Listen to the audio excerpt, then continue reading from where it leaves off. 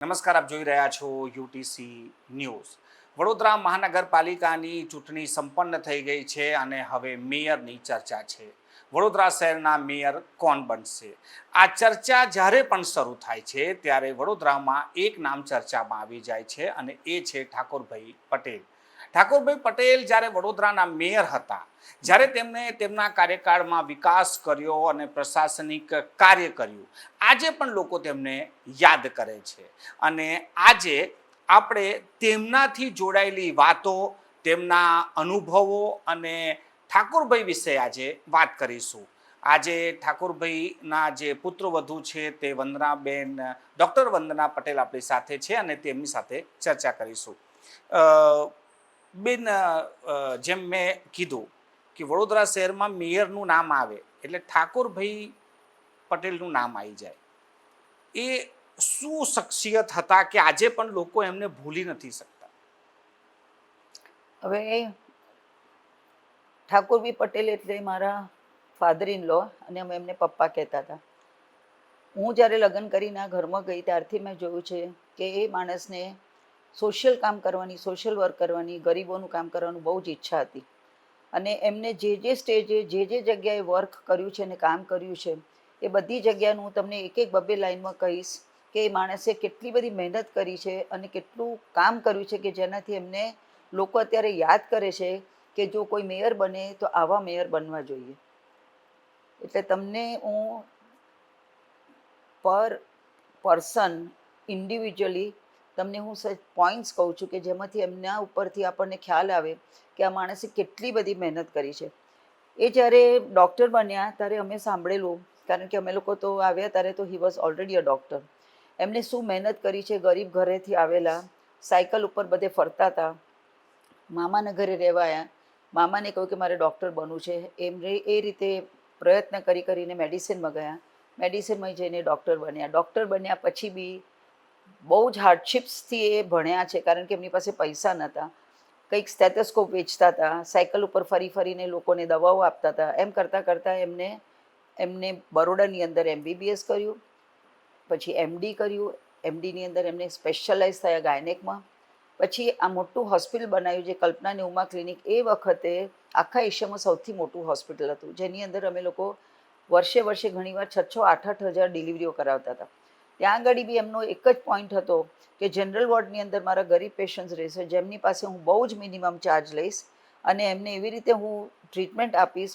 અને અમને બધાને બી એ રીતે ટ્રેન કરેલા કે તમે એ લોકોને સાચો, ગરીબોને સાચો, તો એ લોકોના તરફથી જે તમને હેપીનેસ મળશે અને જે તમને સુખ મળશે અને જે તમને શાંતિ મળશે એ તમને કોઈ દિવસ બીજા કોઈ કામ કર્યામાં નહીં મળે. એટલે આવી રીતે એમને સ્ટાર્ટ કર્યું. આ હોસ્પિટલની અંદર પંચ્યુઅલિટી એટલું બધું પંચ્યુઅલ હતા કે અમારી પાસે બી વર્ક કરાવે તો જોવે કે સવારે 4-4:30 ઉઠી જવાનું, હોસ્પિટલ જવાનું, હોસ્પિટલમાં કામ કરીને થિયેટર ચાલુ કરવાનું, ઓપરેશન્સ ચાલુ કરવાના. 8 વાગે એ SSGમાં જતા હતા, કારણ કે મોટા દવાખાનામાં એ હેડ ઓફ ધ ડિપાર્ટમેન્ટ બનેલા, ડીન બનેલા, સુપરિન્ટેન્ડન્ટ બી બનેલા. અને એ ત્રણેય પોઝિશનમાં એમને કેવી રીતે ત્યાં આગળ બી વર્ક લીધું છું, દેટ વોઝ અમેઝિંગ. કારણ કે એટલા બધા પર્ટિક્યુલર હતા કે આખા હોસ્પિટલના સ્ટાફ જ્યારે સુપરિન્ટેન્ડન્ટ ઓફિસની અંદર સિગ્નેચર કરી, પ્રેઝન્સ પૂરી અને ડિપાર્ટમેન્ટમાં જાય ત્યારે એ 9 વાગ્યાનો ટાઈમ હોય તો 9:05 એન્ટર થાય, પોતાની સિગ્નેચર કરીને લીટો દોરે કે આટલા લોકો આવી ગયા છે, ટાઈમસર આવ્યા છે, અને પછી જે બધા આવશે એ લેટ આવ્યા છે. એટલે નેક્સ્ટ ડે એ બધાને ખબર પડે કે અમારે ટાઈમ સાચવવું પડે અને દેટ ઇઝ વેરી ઇમ્પોર્ટન્ટ. એ રીતે એમને કામ કરેલું. બેન, તમે જ્યારે લગ્ન કરીને આ પરિવારમાં આવ્યા ત્યારે મેયર બન્યા, તો ત્યારે શું હતું મેયર એટલે મેયર બનવું? કે ભાઈ ઠાકોરભાઈ પહેલેથી જ એવા હતા કે એમને કોર્પોરેશનનું ઇલેક્શન લડીને અને પછી કોર્પોરેટર તરીકે કામ કરીને પછી જ્યારે મેયર બન્યા ત્યારે અમે લોકોએ જોયું છે કે એમને કયા પોઝિશનમાં અને કઈ કન્ડિશનમાં બરોડા સિટીને માટે કામ કર્યું છે. ફોર એક્ઝામ્પલ, હું તમને 1-2 ઇન્સિડન્ટ્સ કહું કે એ ફેરી કરતા હતા, જેની અંદર દરેક એરિયા લેતા હતા, જ્યાં આગળ એક કોર્પોરેટર હોય, દિવસો સોમવારથી શનિવાર સુધી નક્કી કરે કે આ એરિયાનો રાઉન્ડ આજે મારે લેવાનો છે. કોર્પોરેટર બી આવે, આખી ઓફિસના બધા લોકો આવે, જે લોકો એ ડિપાર્ટમેન્ટના હોય, એ આખા પોળે ગલીએ જાતે ચાલતા હતા, ચાલીને જોવે કે આ જગ્યાએ આ બગડ્યું છે, આ જગ્યાએ લાઇટ નથી, આ જગ્યાએ ગટરનું ઢાંકણું નથી, અહીંયા ખાડો પડ્યો છે, બધું નોંધાવતા હતા. અને એ લોકોને કહી દે કે હું નેક્સ્ટ વીકમાં અહીંયા પાછો આવું ત્યારે આ બધું કામ થઈ જવું જોઈએ. એવી રીતે એ માણસે કામ કર્યું છે. કોઈ દિવસે ગાડીઓમાં ફરી ફરીને ઓર્ડરો નહોતા મારતા, પણ જાતે જઈને બધે જોતા હતા કે કેવી રીતે કામ કરવાનું ને કેવી રીતે કામ લેવાનું, અને એવી રીતે એમને બધાને ટ્રેન કરેલા. 2 કે 3 બહુ જ ઇમ્પોર્ટન્ટ ચીજો હતી જે બરોડામાં લઈ આવેલા. એક એ સૌથી મોટું, આ બધી સ્ટ્રીટ્સ ઉપર એમને ટ્યુબલાઇટ નંખાઈ હતી. એને માટે એમનું બહુ જ મોટું નામ હતું, કારણ કે પહેલાં નાના ગોળા હતા, એટલે ટ્યુબલાઇટ્સ એમને નંખાવી, એટલે સ્ટ્રીટ લાઇટ્સમાં એટલી સરસ વ્યવસ્થા કરી હતી કે બધાને લાઇટો બહુ મળી હતી. સેકન્ડ, એ બરોડામાં ઘરે ઘરે ગેસ લાઈન લઈ આવેલા, જેનાથી લેડીઝને જે સ્ટવ ઉપર કામ કરતા હતા, આપણે ચૂલા સળગાવતા હતા, એ બંધ થઈ ગયું. એટલે એ ગેસ લાઈન લઈને ઘરે ઘરે એમને બધા કિચનોની અંદર જેમ બને એમ દર વર્ષે થોડા કરીને આખા બરોડાની અંદર એ ગેસ લાઈન લાવેલા. ત્રીજું, એ બરોડામાં ડેરી લાવેલા, જે કુરિયન સાહેબ આણંદવાળા હતા, એમની સલાહ લઈને એમની સાથે ડિસ્કશન કરીને એ બરોડા ડેરી એમને અહીંયા ચાલુ કરેલી હતી, જેનાથી આખા બરોડાની અંદર આપણને મિલ્ક પ્રોપર રીતે મળતું હતું. એ રીતે એમને જે લોકો દૂધ આપતા હતા એ ગામડાના લોકોના પેટ ઉપર એમને લાત નથી મારી. એ જ દૂધ લેતા હતા, એમને પ્રોપર પૈસા આપતા હતા, અને એમને કહેતા હતા કે તમારું દૂધ અમે ખરીદીશું, અને એ ખરીદીને એ પછી અહીંયા આગળ પાશ્ચરાઇઝ કરીને આપણને બધાને સપ્લાય કરતા હતા, જે હજુ બી આપણી બરોડા ડેરી ચાલી રહી છે. અને ચોથું, એમને બહુ જ ઇમ્પોર્ટન્ટ કામ કરેલું કે સ્લમ એરિયાઝની અંદર એમને બધા સ્લમના ઝૂંપડા કાઢી નાખેલા, અને ત્યાં આગળ નાના નાના ક્વાર્ટરો બનાવીને એક જણને રહેવા માટે પ્રોપર જગ્યા આપી હતી. એ બીજી એક ચીજ હતી જે લોકો હજુ બી યાદ કરે છે, કે અમને જે નાના ઘરો મળેલા, જે બધે ગંદવાડા હતા, ઝૂંપડા હતા, ગટરો ખુલ્લી હતી, લોકો માંદા પડતા હતા, આ બધી જગ્યાએ જાતે ચાલીને જતા હતા, જાતે જોતા હતા. અને પછી એમને ડિસિઝન લીધેલું કે મારે આ બધા સ્લમ બરોડાની અંદર ક્લિયર કરવા છે, આ લોકોને સારી રીતે રહે એવી રીતે મારે એમને નાના નાના ઘરો બનાવી આપવા છે, અને પાણી એમને આપવું છે. અને મહીસાગરથી પાણી એ બરોડા માટે લઈ આવેલા, જેને લીધે આપણને બરોડાના લોકોને કોઈ દિવસ પાણીનો પ્રોબ્લેમ નથી થયો. આટલું બધું કામ એમને કરેલું, જે અમે લોકો અમારા આંખે જોયેલું છે કે માણસે કેટલું બધું બરોડા સિટી માટે કામ કરેલું. તો બેન, આ જે તમે આ બધું કામ જે ગણાઈ રહ્યા છો, એ કેટલા સમયગાળામાં આ બધું આટલું બધા કામો થઈ ગયા હતા? એ મને લાગે છે જ્યારથી મેયર બન્યા ત્યારથી એમને ચાલુ કરેલું, તો 8-10 વર્ષ તો મિનિમમ થઈ ગયા હશે, કારણ કે કટકે એક ચીજ પ્રોજેક્ટ લઈને કામ કરતા હતા, અને એટલું જોતા હતા કે બધું મારું કામ કમ્પ્લીટ થઈ જાય, એ કશું અધૂરું કામ નહોતા છોડતા. અને પછી એમને મેયરશિપની પતી ગઈ, અને એમને જે જોઈતું હતું, જે ઈચ્છા હતી બરોડાના લોકો માટે કર્યા, પછી એ અમદાવાદ હેલ્થ મિનિસ્ટર તરીકે ગયા, અને પછી અહીંથી શિફ્ટ થયા અને હેલ્થ મિનિસ્ટર બન્યા, જ્યાં આગળ એમને આખા ગુજરાતનું હેલ્થ ઇશ્યુઝ બધા લઈને એ ત્યાં આગળ એ સોલ્વ કરવા ગયેલા. એટલે બેઝિકલી ડૉક્ટર હતા, એટલે એમને એવું જ હતું કે મારે ડૉક્ટર તરીકે મેડિકલ પ્રોબ્લેમ્સ ના થાય એ બી મારે મેનેજ કરવું છે બધાને માટે, અને પ્લસ મારે સોશિયલ કામ કરીને સોસાયટીને હેલ્પ કરવું છે. બેન, જે રીતે વાત કરી તમે કે આટલા બધા કામો કર્યા, એમાં જે ગેસની વાત છે, લોકો એવું કહે છે કે એ સમયે જ્યારે પ્રાઇમ મિનિસ્ટર મેડમ હતા, તો એમની ઈચ્છા હતી કે જયપુર જાય, એનો જે પહેલું પ્રોજેક્ટ ઠાકોરભાઈ એ વડોદરા લઈ આવ્યા. તો આ શું હતું? એટલે એ પીએમ સુધી પણ એમનું એવું વર્ચસ્વ હતું? એમને કદાચ જતા હતા ઘણી વાર દિલ્હી, અમે બી જોયું છે કે જઈને મળતા હતા ઇન્દિરાબેનને, અને એમના બધા પ્રોજેક્ટ્સને બધું એમની સાથે ડિસ્કસ કરતા હતા કે ભાઈ મારે આ કરવું છે. અને મને લાગે છે કે એમને એટલું બધું બધાને બતાડી દીધું કે હું એક પ્રોજેક્ટ લઈશ હાથમાં, હું અધૂરું નહીં મૂકું, અને સોશિયલ વર્ક જ કરવાનું છે, લોકોને માટે જ કરવાનું છે. એટલે કદાચ એ જે એમનો ઉત્સાહ હતો ને, એને લીધે જ કદાચ બધી જગ્યાએ એમને બહુ જ ઇઝીલી પરમિશન મળી જતી હતી. એમને કોઈ પ્રોબ્લેમ થતો જ નહોતો. આ બધા કામો કોઈ બી પ્રોજેક્ટ લેતા હતા એ પૂરો કર્યા વગર છોડતા નહોતા. એટલું અમે લોકો બધા જ એમની પાસેથી શીખ્યા છે, અને હજુ બી અમને બધાને યાદ આવે છે કે અમે જોયું છે કે કેવી રીતે માણસે કામ કર્યું છે. એમને રોજ સાંજ પડે અમારા ઘરની અંદર મીટિંગો થતી હતી, જેની અંદર કોઈ બી માણસ આવે, ગરીબ માણસ આવે, અમીર માણસ આવે, ઝૂંપડાનું માણસ આવે, એને કોઈ દિવસ એમને એન્ટ્રી નથી મળી એવું નથી. એ ઘરની અંદર બેસાડે. અમે લોકો જે હેબિટ કરેલી કે જો બધાને લીંબુનો શરબત આપવાના હોય તો એ લોકોને બી પીવડાવવાનું, એ બેસવાનું, એમની સાથે વાતો કરવાની, એમના બધા પ્રોબ્લેમ સોર્ટ આઉટ કરવાના. અને જો નાની નાની ચીજો હોય જે નથી મેનેજ થઈ શકતી તો એ જાતે જઈ અને જોતા હતા કે ભાઈ આ પ્રોબ્લેમ કેમ આ લોકોનો સોલ્વ નથી કરતો, કે પાણીનો ટેપ જોઈએ છે અમુક એરિયાને પાણી નથી મળતું તો કેમ નથી મળતું, તો એ જાતે જઈને આ બધું સોલ્વ કરતા હતા. એટલું અમે લોકોએ જોયું છે કે બરોડાના ગરીબ લોકો તો હજુ બી એમને યાદ કરે છે અને એ લોકોના પ્રોબ્લેમ સોલ્વ કરવા માટે કોઈ દિવસ પાછળ નથી પડ્યા. એટલે અમને બી ઘણીવાર એવું થતું હતું કે સવારે 4 વાગે ઉઠીને રાતના 12 વાગ્યા સુધી એ માણસ લોકોનું જ કામ કર્યું છે એમને અને લોકોને જ ખુશ રાખ્યા છે, પણ કોઈ દિવસે આ બાબતમાં એ થાક્યા નથી. એટલું બધું એમનામાં ઉત્સાહ હતો. બેન, ઠાકુરભાઈ પછી ઘણા બધા મેયર બન્યા, ઘણા બધા લોકોએ કામ બી કર્યા હશે વડોદરા માટે, પરંતુ યાદ હજી પણ લોકો ઠાકુરભાઈને જ કરે છે. આ મેં તમને કહ્યું કે 2-3 ચીજો છે. એક તો એ એમનો સ્વભાવ, બીજું એ ગરીબ લોકો માટે જ પહેલાં જાય આગળ, બધાનું કરતા હતા, પણ એમના આંખની અંદર એ હતી કારણ કે એમને ગરીબી જોયેલી એટલે એમને હતું કે મારે એ લોકોને કોઈ પ્રોબ્લેમ ના થાય જોઈએ. ત્રીજું એમને એ માનતા હતા પંચ્યુઆલિટી બહુ જ ઇમ્પોર્ટન્ટ છે, કે ટાઈમસર બધાએ પહોંચવું જોઈએ, કામ બધાએ કરવું જોઈએ, ટાઈમસર કોઈ બી જગ્યાએ જોબ હોય કે જે પ્રોજેક્ટ્સ હાથમાં હતા કે જે ચીજો ડેરી છે, મેડિકલ કોલેજ છે, પોતાનું હોસ્પિટલ છે, બધાએ ટાઈમ સાચવવાનું, ટાઈમ ટુ ટાઈમ પહોંચવાનું. ચોથું, એ કોઈ દિવસ અમે નથી જોયા કે કોઈ બી રીતે કોઈ કરપ્શન થતું હોય તો એમનાથી ટોલરેટ થાય. એક સિમ્પલ એક્ઝામ્પલ આપું કે એ કોર્પોરેશનનું કામ હોય કે મેડિકલ કોલેજનું કામ હોય કે મેયર તરીકે કામ કરે, પણ અમે એમને નથી જોયા કે કોઈ દિવસે બહારની ગાડીઓ યુઝ કરે કે કોર્પોરેશનની ગાડી. એ પોતાની કારની અંદર જ જતા હતા અને કહેતા હતા ના, મેં આ જવાબદારી લીધી છે એટલે મારે મારી કારમાં જઈને મારે કામ કરવું છે, મારે કોઈ ગવર્મેન્ટના પૈસા ઉપર હું નહીં જીવું, કે હું એમના પૈસા ઉપર કોઈ બી ફેસિલિટીઝ મારે નહીં જોઈએ.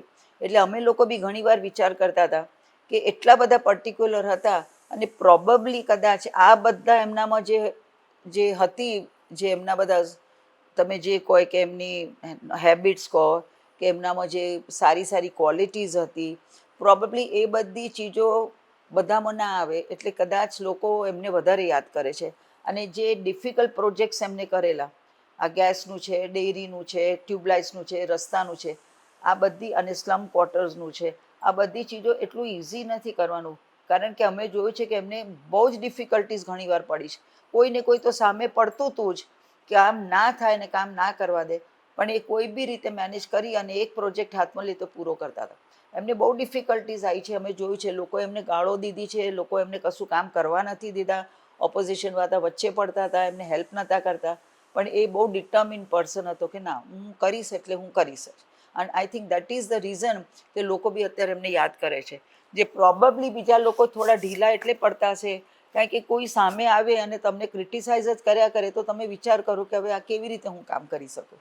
બેન, હાલ તમે જવાબ આપો ના આપો એ તમારા પર છે, કેમ કે હાલના જે મેયર હતા, આના પહેલાંના જે મેયર હતા, એમના વિશે તો ખુદ ધારાસભ્ય જ એવું કહે છે એમની જ પાર્ટીના કે આવા ના હોવા જોઈએ. તો એક વાત એવી આવે છે કે એમના જે મેયર છે એમની પાર્ટીના, એમની જ બુરાઈ થાય છે કે આવા ના હોવા જોઈએ. અને એક મેં તમને જે કીધું કે આટલા વર્ષો પહેલાં એક વ્યક્તિ મેયર બન્યા કે આવા હોવા જોઈએ. તો આ જે બધી તમે વાતો કીધી, ઠાકોરભાઈ બહુ સ્ટ્રીક હતા એવું કે છે? હા, એ એકદમ સ્ટ્રિક્ટ હતા.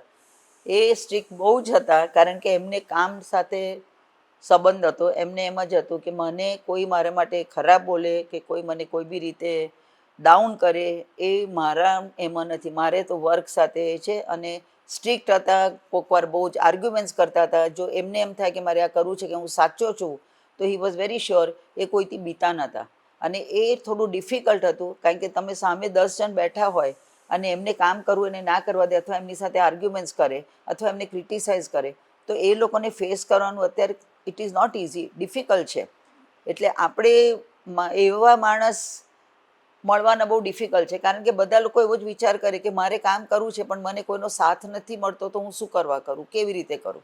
એટલે કદાચ એટલું બધું સ્ટર્ન અને એટલા બધા પેલા, હું તો કહું છું સરદાર પટેલ જેવી એટીટ્યૂડ હતી કે કરવું એટલે કરવું જ. પછી કોઈ બી મને ગમે તેટલું ક્રિટિસિઝમ કરે કે ગમે તે મારા માટે ખરાબ બોલે કે કંઈ બી કરે, પણ એક મનમાં મેં નક્કી કર્યું છે કે મારે સોસાયટી માટે કરવું છે અને બરોડા માટે કરવું છે, અને એ કરીને એમને બતાડ્યું.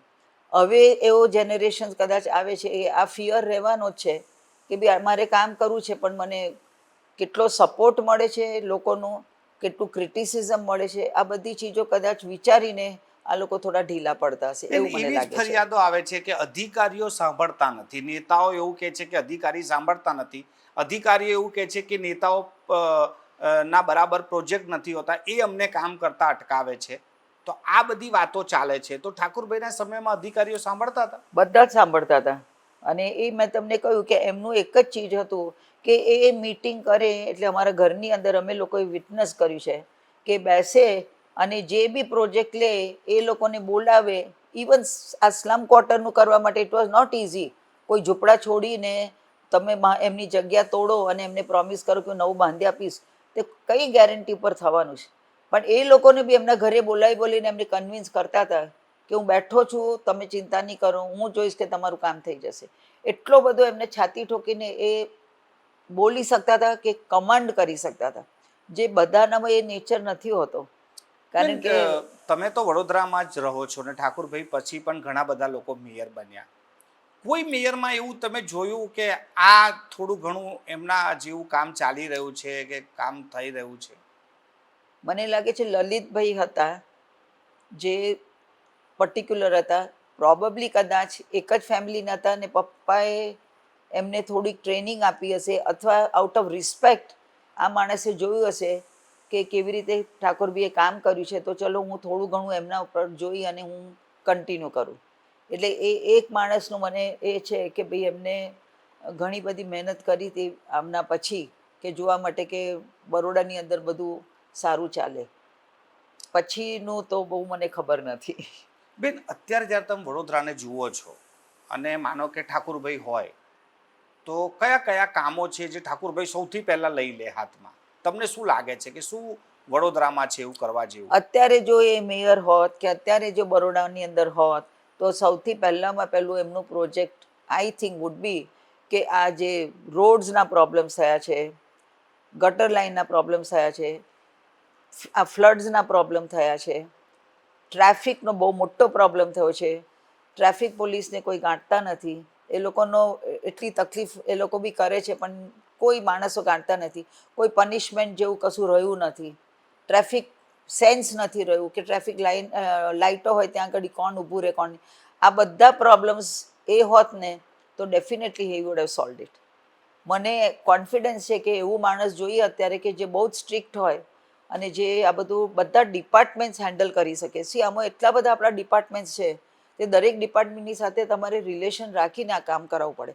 અને એમને એ કરેલું. પોલીસ ડિપાર્ટમેન્ટની સાથે એમને એવા રિલેશન રાખેલા કે પોલીસોનું કામ હોય તો એ એમની સાથે ડિસ્કસ કરી ફ્રેન્ડલી રીતે રહીને કરાવતા હતા.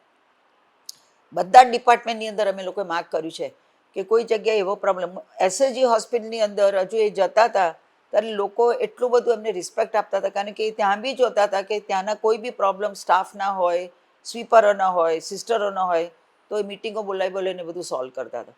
એટલે આ બધી ચીજો તો એવી છે કે તમારું પર્સનલ રિલેશન ઉપર વધારે કામ થાય. તમે જસ્ટ એમ કે આ થઈ જવું જોઈએ, આ થઈ જવું, it is not the thing. તમે માણસને બોલાવો કે તમે જે માણસ ઇન્ચાર્જ હોય એને બોલાવો, એની સાથે બીજા 4 જણને બોલાવો, એટલું તમે કોન્ફિડન્ટલી એની સાથે વાત કરો કે ભાઈ હું છું તમારી સાથે, આપણે સપોર્ટ અને ટીમ વર્ક કરીએ. આઈ થિંક એવું કરે ને તો જ આપણું કામ થાય. પણ એક માણસ એમ કે આ થઈ જવું જોઈએ, આ થઈ જવું જોઈએ, પોસિબલ નથી થવાનું. એટલે જ અત્યારે આટલી બધી તકલીફો થઈ રહી છે કે કોઈ બી ડિપાર્ટમેન્ટની અંદર એ લોકોને વર્ક કરવું હોય તો બધાને ડિફિકલ્ટીઝ પડવા માંડી છે. કારણ કે એ લોકો એમનું કામ મેનેજ જ નથી કરી શકતા, કારણ કે કોઈ એવું ઉપર હેડ જોઈએ કે જેની સાથે એટલા સારા રિલેશન્સ હોય કે ભાઈ એ સાથે બેસી અને એની સાથે એક એક ડિપાર્ટમેન્ટ પોતપોતાનું કામ કરે તો આ બધા પ્રોબ્લેમ્સ ઇઝીલી સોલ્વ થાય. બરોડા બહુ મોટું થઈ ગયું છે, અગ્રીડ, કે બહુ ફેલાઈ ગયું છે, અગ્રીડ, પણ બેઝિક તો બરોડા છે જ ને આપણું. કે જે આજે રસ્તો છે કે લાઇટો છે કે ગટરો છે કે પાણી છે કે વિશ્વામિત્રી છે, આ બધામાં તો કોઈ ફેરફાર થયો જ નથી. એ તો બધું એની જ ચીજો છે. ખાલી આપણે એને કેવી રીતે મેનેજ કરવાનું એ બહુ ડિફિકલ્ટ છે. અને એની અંદર જો બધા લોકો ઇન્ટરેસ્ટ લે, આની અંદર એકલા ઉપરના લોકોનું કામ એકલા ના થઈ શકે. આમાં દરેક લેવલના લોકોએ કોઓપરેટ કરવું પડે which comes down even to public. અત્યારે પબ્લિકનો બી કોઈને આપણને સહારો નથી મળતો. એટલે આપણે બધા જ જોઈએ છે કે ટ્રાફિકના રોડ્સના ઉપર ટ્રાફિક સેન્સ જેવું કશું રહ્યું જ નથી. કોઈ ઠોકીને જતું રહે, કોઈ એક્સિડન્ટ થાય, કોઈ ઘરડા લોકો હોય. મને યાદ છે કે જ્યારે અમે લોકો ભણતા હતા અને અમે લોકો કોલેજમાં હતા એ વખતે કોઈ ઘરડું માણસ ક્રોસ કરે તો આજે ગાડી ઊભી રાખીને ક્રોસ થઈ જાય ત્યાં સુધી બધા ભરે. અત્યારે એવું સિવિક સેન્સ રહ્યું જ નથી. હવે આ સિવિક સેન્સ આપણા બધામાં યંગસ્ટર્સમાં ક્યારે આવશે એ આઈ થિંક આખું there has to be a lot of change. અને રિયલ ચેન્જ લાવવા માટે unity is important for everybody. એવું નથી કે ચલો એકલો મેયર કરી શકવાનું છે કે એકલું કોર્પોરેશનવાળા કરી શકવાના છે. બધા જ ભેગા થઈને કરશે તો જ આપણું બરોડા સિટીનું નામ આગળ આવશે. બેન, ઠાકુરભાઈ આટલું સારું કર્યું ને તમે જે વાતો કરો છો કે આખો ફેમિલી જાણતું હતું ને બધા જોડાયેલા હતા, એમના પછી એમની વિરાસતને આગળ કેમ ના વધારી? કેમ, એટલે કોઈ પાર્ટીએ તમને ઓફર ના કરી કે તમે જ ના ગયા કે શું કારણ હતું? પ્રોબેબલી મને લાગે છે અમે જ ના ગયા, કારણ કે અમારી ફેમિલીની અંદર બધા ડૉક્ટર્સ હતા, બધા પ્રોફેશનલ હતા અને બધાનું કામ એવું હતું કે ઘણીવાર 8-8, 10-10, 12-12 કલાક કામ કરતા હતા. હવે એમનું જ સિમ્પલ વાત કરું કે કલ્પના ઉમા ક્લિનિકની અંદર 140 બેડ્સ હતા. અમે આખી ફેમિલી ત્યાં કામ કરતા હતા. હવે એ આખો દિવસ કામ કરીએ પછી ઇન્ટરેસ્ટ બધાનો એવો થઈ ગયેલો, it was more of profession. એટલે પછી પોલિટિક્સનો કોઈએ વિચાર ના કર્યો. અનધર થિંગ ઇઝ કે કદાચ બધાને એવું બી થતું હશે કે જો તમે પોલિટિક્સમાં જોઈન થાવ તો તમારે પ્રોફેશન છોડવું જ પડે. બે ચીજ તો સાથે થાય જ નહીં. મારા સસરા ગાયનેકોલોજીસ્ટ હતા. એમને એમના અમુક એજ સુધી બહુ જ ડેવલપ કર્યું, હોસ્પિટલો ડેવલપ કર્યા અમારા, બધું સ્ટડી કર્યું, બધું અપ ટુ ધ સ્ટેન્ડર્ડ કર્યું અને પછી એ નીકળી ગયા અને પછી એ પોલિટિક્સમાં જોઈન થાય. જ્યારે અમારી ફેમિલીની અંદર એવું કોઈ એક બી જણ નહોતું કે જેને આ ચાન્સ મળ્યો, પોલિટિક્સમાં ઇન્ટરેસ્ટ હતો. Basically they were not interested at all. હું તો તમને એ રીતે કહી શકું. કોઈ દિવસે વડોદરાને તમે જુઓ ત્યારે દુઃખ થાય કે જે સાહેબે જે ડેવલપમેન્ટ કર્યું ને હવે જે ડેવલપમેન્ટ છે, કે પછી ખુશી થાય? શું થાય જ્યારે વડોદરાને જુઓ? ના, અમને તો બધાને અમારી ફેમિલીની વાત તો છોડો, મને તો લાગે છે કે જેટલા લોકો ઉંમરવાળા થઈ ગયા છે, જે લોકો એ દિવસો જોયેલા કે જ્યારે પપ્પા કામ કરીને આટલું બરોડાને માટે કરતા હતા, આઈ એમ શ્યોર કે એ બધા જ લોકોને દુઃખ થતું હશે કે એ વખતે શું હતું અને અત્યારે શું થઈ ગયું છે. અને એના ઉપરથી જ બધા એમનું નામ અત્યારે બોલે છે અને યાદ કરે છે કે ઠાકોરભાઈ હોત તો ચીજો બહુ ડિફરન્ટ હોત, કે ભાઈ બરોડાનું નકશો ચેન્જ થઈ ગયો હોત. અને અત્યારે નથી થતો કારણ કે પ્રોબેબલી એ જે મેં તમને કહ્યું કે એ ઉત્સાહ છે, એ સ્ટ્રિક્ટનેસ છે, એ કોઓપરેશન છે, એ યુનિટી છે, આ બધું કદાચ અત્યારે હવે રહ્યું જ નથી. બેન, એવું લાગે કે પરિવારમાંથી કોઈએ સેક્રિફાઈસ કર્યું હોત કે એમની વિરાસતને આગળ વધારી હોત? હવે જે થઈ નથી થયું પણ કોઈએ એવી હિંમત કરી હોત કે હું એમની વિરાસતને વધારું, તો કઈ સિનેરીઓ અલગ હોત? પ્રોબેબલી હોત, કારણ કે મેડિકલ પ્રોફેશનની સાથે સાથે અમારા ઘરની અંદર અમે જે પોલિટિક્સ જોયું છે, કે જે પપ્પાએ કામ કર્યું છે as a politician, day to day અમે લોકો વોચ કરતા હતા અને જોતા હતા કે કેવી રીતે માણસ કામ કરે છે અને સોસાયટી માટે અને બરોડા માટે કેટલું કરે છે. પણ એમાં કદાચ અમે જ્યારે એ હતા ત્યારે અમારે કોઈ ઇન્ટરેસ્ટ અમે લીધો નથી કે ભાઈ અમે લોકો એમની સાથે સાથે આ કામમાં જોડાઈએ. અને પછી અમે રિયલાઇઝ કર્યું કે ઇટ વોઝ ટુ લેટ. એટલે એ જ બધાની જતી રહેલી. પ્રમોટ કરતા હતા કે કોઈ આવે પરિવારમાં? એમની તો ઈચ્છા હતી જ કે કોઈને કોઈ કરે તો સારું. પણ અનફોર્ચ્યુનેટલી જે સૌથી બે મોટા સન્સ હતા એમના, એ બે સન્સને મેડિકલ પ્રોબ્લેમ્સ થાય એટલે એ લોકો બંને બહુ યંગ એજમાં એક્સપાયર થઈ ગયા. એક મારા મોટા ભાભીના હસબન્ડ અને એક મારા husband, both of them died in a young age. અને થર્ડ બ્રધર જે હતા જેમને થોડો ઘણો અમને એમ હતું એ કરશે, જેમનું નામ પોપભાઈ છે, એ પોલિટિક્સમાં નહોતા એન્ટર થવાના, એમને નહોતું બહુ ઈચ્છા ને નહોતું ગમતું, પણ એમને બીજું બધું ઘણું બધું કરેલું. For example cricket, Baroda cricket એસોસિએશનમાં પ્રેસિડેન્ટ બનેલા, bank of Baroda city cooperative બેંકની અંદર પ્રેસિડેન્ટ બનેલા, સ્કૂલો બધી જે પપ્પાએ જે ઊભી કરેલી એ બધાની અંદર ટ્રસ્ટ તરીકે પ્રેસિડેન્ટ બનીને એમને બધી જગ્યાએ કામ કરેલું. એટલે આઉટસાઇડ પોલિટિક્સ એમને બધું બહુ જ કરેલું, જે અમે લોકો હવે કેરી ફોરવર્ડ કર્યું છે.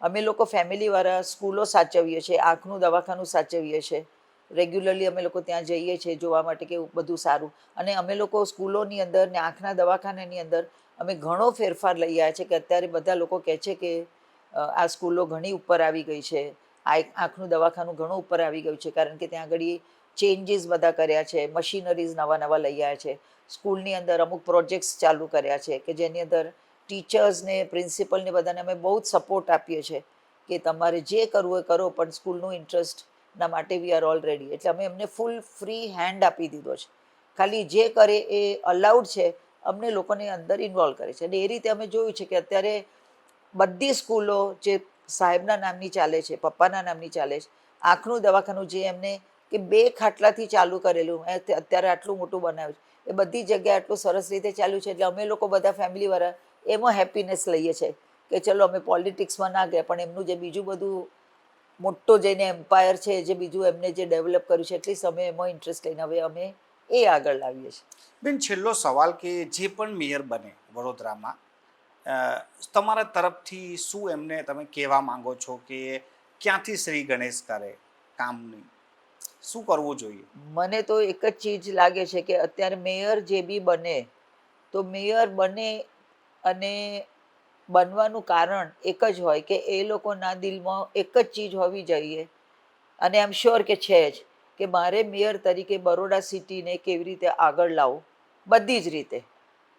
અને એ એક પ્રોજેક્ટ મોટો છે. જો એ લોકોના માઇન્ડની અંદર આ આવી જાય કે બરોડાને બધી રીતે કેવી રીતે આગળ લાવો, ટ્રાફિકમાં, ડિસિપ્લિનમાં, રોડ્સની અંદર જે બધું પાઇપલાઇનોનું ચાલે છે, જે બધી જગ્યાએ ખોદ્યું છે, જે બધું ઘરોની અંદર અમુક જગ્યાએ બધા કન્સ્ટ્રક્શન્સ ગમે તે ચાલી રહ્યા છે, જ્યાં પરમિશન્સ ગમે તે રીતે લોકો લઈ લઈને ગમે ત્યાં બિલ્ડિંગો બનાવે છે, જો આ જ ચીજો બધું એ લોકો લઈને આના ઉપર જ વર્ક કરે ને, તો આઈ એમ વેરી શ્યોર કે એ લોકો પાછું એનું સિટીને જે ઉપર લાવવાનું જે આપણા બધાનો ઈરાદો છે કે જે પહેલાં હતું એવું આવી જાય, તો આઈ એમ શ્યોર કે એ પ્રોજેક્ટ થઈ જ શકે, એમાં કોઈ જાતનો કોઈ પ્રોબ્લેમ જ નથી. એક જ ચીજ છે કે આખી ટીમે સાથે કામ કરવું જોઈએ. પછી એકબીજાને ખેંચાખેંચી કરે કે ક્રિટિસિઝમ કરે, એ રીતે વર્ક ના થાય. કામ કરવાને માટે બધાએ એક ફેમિલી તરીકે કામ કરવું પડે, અને ફેમિલી તરીકે કામ કરશે તો આઈ એમ 100% શ્યોર કે આપણું બરોડા સિટી ડેફિનેટલી આગળ આવી શકશે. અને જે પહેલું હતું, જે ઇમેજ હતો એનો, જે લોકો અત્યારે દુઃખી થાય છે, સ્પેશિયલી ઘરડા લોકો, કે શું હતું ને શું થઈ ગયું છે, એ આપણે ડેફિનેટલી એ સ્ટેજ ઉપર પાછા પહોંચી શકીએ છીએ, એવી જ મારી ઈચ્છા છે. અને એવી જ મારી એડવાઇસ તો ના કરી શકું બધાને, પણ આઈ થિંક કે જો આપણે આટલો વિચાર કરીએ ને, તો 100% આપણે ડેફિનેટલી આગળ આવી શકીશું. ખૂબ ખૂબ આભાર અમારી સાથે ચર્ચા કરવા માટે અને આ ઠાકોરભાઈ વિશે જે અમને માહિતી આપી. આ હતા ડૉક્ટર વંદના પટેલ, જેઓ ઠાકોરભાઈ પટેલના પુત્રવધુ છે, અને તેઓએ ઠાકોરભાઈ વિશે, તેમની કાર્ય પદ્ધતિ વિશે, તેમના સ્ટ્રિક્ટપણા વિશે અને કામ પ્રત્યે તેમની લાગણી અને જે ડિસિપ્લિન જે વર્ડ યુઝ કર્યો છે તેના માટે, કે આ બધું હોવાના કારણે તેઓ વડોદરાનો જે તે સમયમાં સારો એવો ડેવલપમેન્ટ અને સારી એવી યોજનાઓ પણ લાવી શક્યા અને ઘણું બધું કામ પણ કર્યું. હવે જે નેતા મેયર બનવાના છે તેઓ પણ જો ઠાકોરભાઈનું જે જીવન ચરિત્ર છે કે પછી એમની જે કામ કરવાની જે છટા છે એમાંથી કોઈ પ્રેરણા મેળવે તો વડોદરાને વધુ લાભ મળી શકે છે.